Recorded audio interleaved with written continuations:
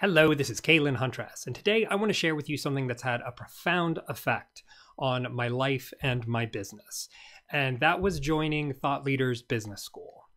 Thought Leaders Business School is a program that's run out of Australia. It's been around in some form or another for a couple of decades. And what this has done for my business has been fantastic. I'll describe the outline of the program to you in a second, but the main focus of this video is to share with you a coaching session that I had with Matt Church during an AMA.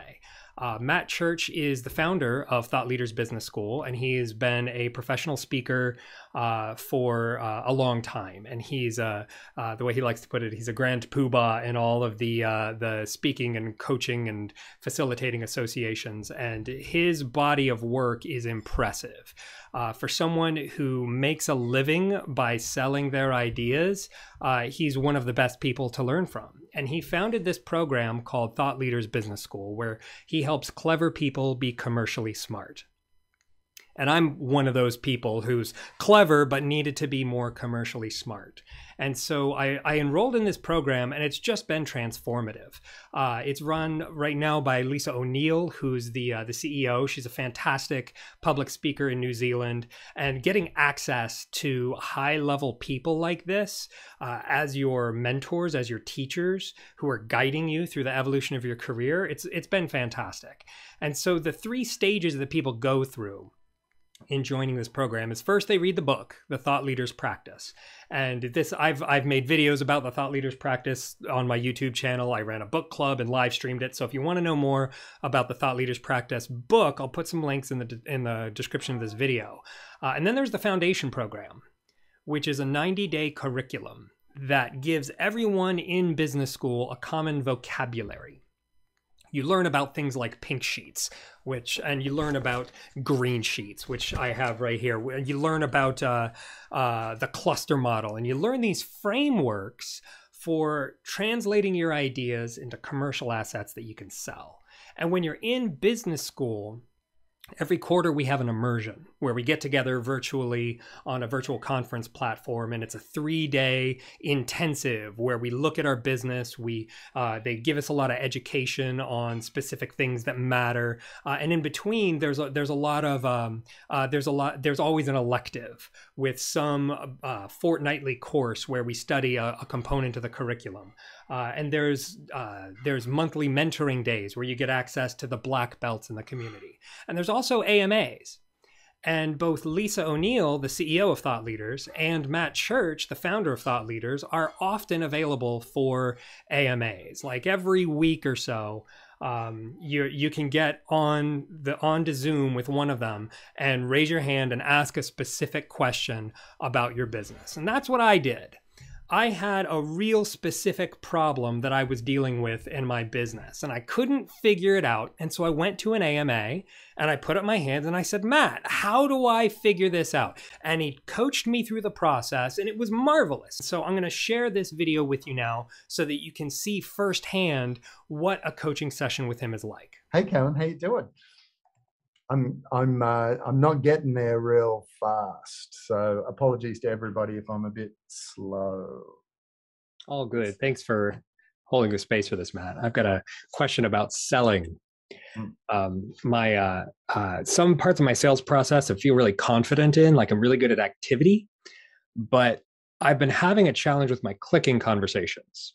They keep degressing into consultations. Because I interview about the problem stack and I'm like, well, I know how to fix that problem. And I get into solving their problems before making a commercial offer. And so I'm seeing like two potential ways I could go with this.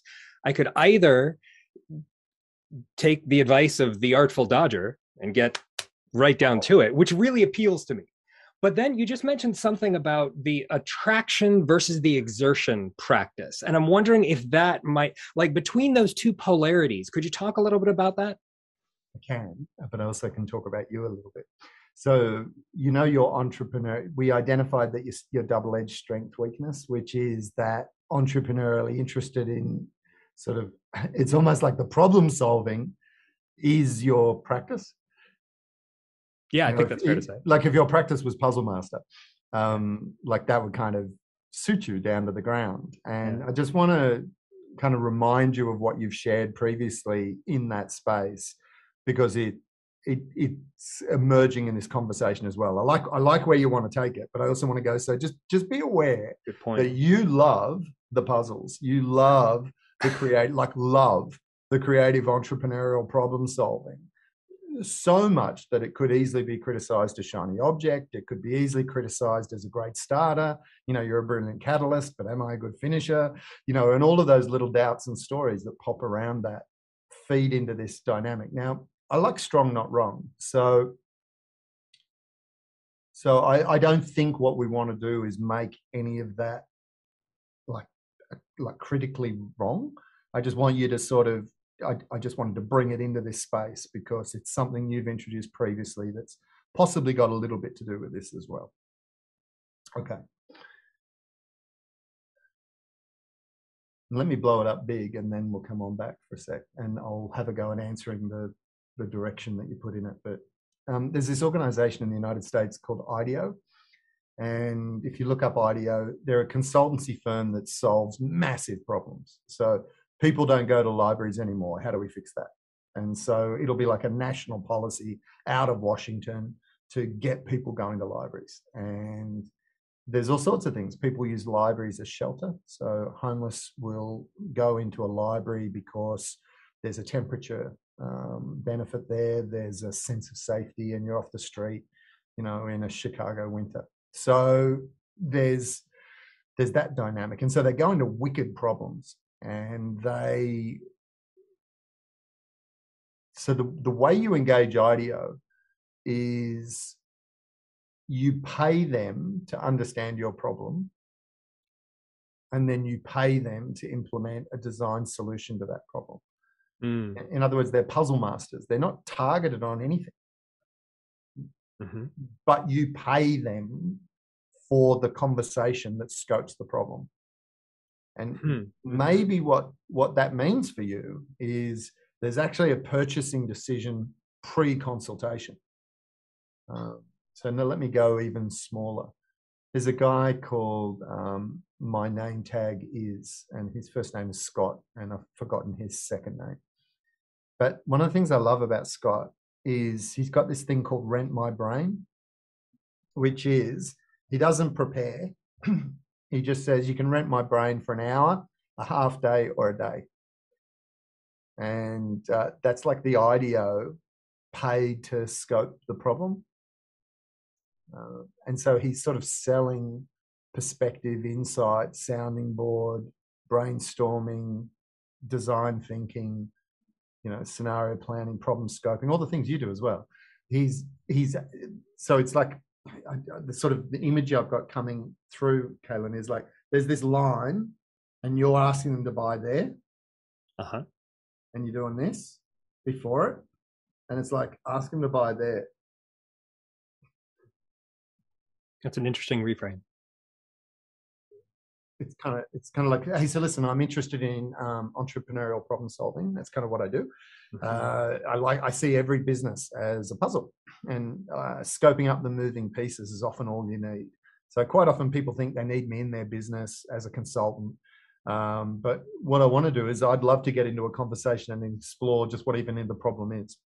So what we call this is simulation, or you just come up with a sexy name. Rent My Brain.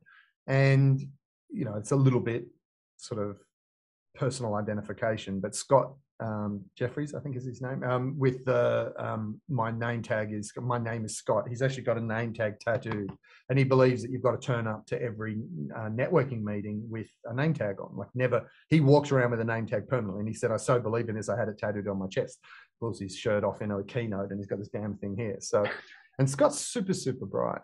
But instead of selling a specific something, he's selling the experience of sitting with him, and people just go, that was amazing. I loved that. And I would love to do another, you might call it an insight session. You go, what I do for everybody is I don't do sales conversations anymore. So if you would like to buy an hour of insight time, I'm happy to, if you don't feel it was really useful, I'll refund your money, but I just like to get in and serve straight away. So if you'd like to buy an hour, like you don't say buy an hour of my time, but it's kind of that's the mechanism that's behind it. You might actually find that shifts the whole game for you. And by the way, for everyone else, this is not a generic recommendation. This is very much a Mr. Huntress one based on pre-existing conversations we've had and making it strong, not wrong. It might suit other people, but do you want to just respond to that for a little bit? What's coming up for you? It's kind of frightening. I've been in the hustle, go sell yourself mode for so long that it's my paradigm. And so the idea of just saying, rent my brain, it would, my instinct is, well, what are you going to, what's all this work that you're going to do to justify that? Don't you have to do all of this work in advance? But that's totally my preconception. That might not even be correct. Maybe. But I really like how you turn this around to, what Scott's responses were from people having time with him. That's often the sort of thing that I hear in my free and my paid conversations. And so reframing that, well, I can get this outcome and ask that all of those conversations are paid, it feels liberating and intimidating at the same time. Yeah, good. It's definitely worth exploring that. Yeah. Do you know what I mean? Like, it doesn't mean that you have to make a conclusion. And I don't want to throw another shiny object, but what it might be is it might be moving the commerciality sooner might fix all of the problems for you, which is the intimidating part of the muscle memory of I've been hustling for so long. Well, here's the challenge I have with that, Matt, is often it feels to me like the confidence in the buyer to pay me money comes from a demonstration of my work applicable to their problem. Is that something that I just have to leave behind as the previous work that I did and assume that because of what I'm publishing and because of my influence now as a thought leader, that should be assumed, and that by the time they get in conversation with me, it's assumed to be a paid conversation if I'm giving them one-on-one time? Because there's something about that doesn't feel right, because there's so much relationship building that happens in those free conversations. Yeah, maybe. I think you're kicking the commitment down the line. So I think you have a habit of that is definitely kicking the commitment down the road. Yeah. And so I realize now in this example, what's coming up between us is commitment sooner. Like that.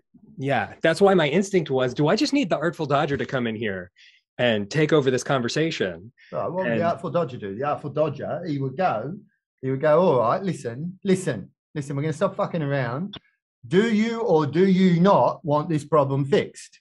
And the person would go, I do want this problem fixed. All right, fuck, let's fix it then. All right, you got 15K.